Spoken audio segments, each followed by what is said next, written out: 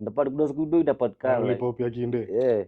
I think it's the little things like umesema, the little things in life matter. When it comes to women don't fucking understand, bro. Women want attention. True. Una attention, bro. Nikuulize swali, bro. Ukinicall once, twice, this guy is fucking busy or whatever. Somewhere. So Right? Or somewhere. So una deal na logic. Umse labda ako busy and he will most probably call me back. Right?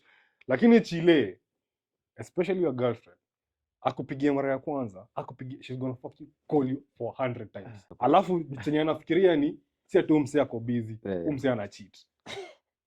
Una get? That's how women are. Women are emotional. Women want attention.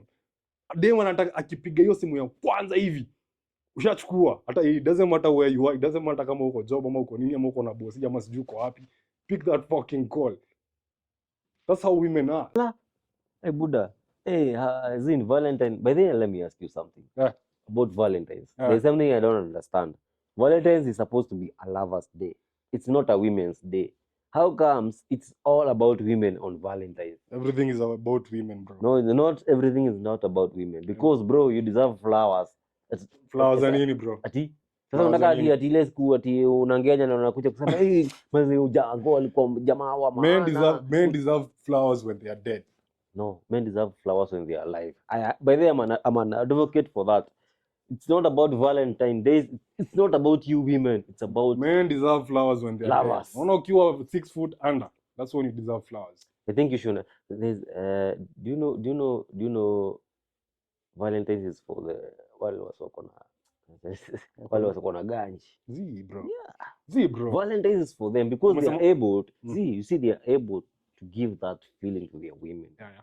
You see, for you, kama hiyo time huko za kuafford mawe ya that, ulipiga hesabu ukaona hapa niko njaa. Most people claim that poor people are more happier, right? So you're poor with your wife and you're not more happier. Okay. What they claim by that is they mean by that is that happiness it's not all about money. On money, it's not all about money. But kukuwa na dough, inakuwa kama catalyst. Inafanya the reaction inakuwa more vigorous. You see, it's important to have money, and money is good and money is sweet, and whatever you do, make sure you look for money. Ukipata pesa ache tumia pesa vizuri. Unaona what I mean, what people mean but about being more when they are poor people are happier. It's because they have less to worry about. I think that